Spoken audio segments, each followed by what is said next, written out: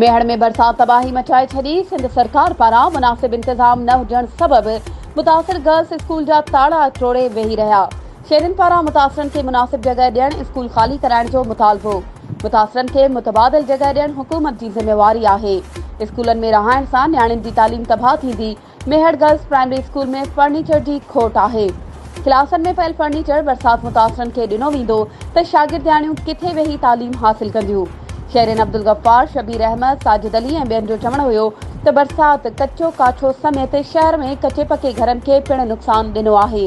सॼी सिंध मुतासिर थी आहे। हुकूमत बिना देर मुतासिरनि जी बहाली लाइ उपाउ वठे। मुतासिरनि लाइ टेंट बस्ती क़ाइमु करे मुतासिरनि खे ज़रूरियात ज़िंदगी जो सामान ॾिनो वञे। स्कूल खाली कराए तालीम खे तबाह थियण खां बचायो वञे।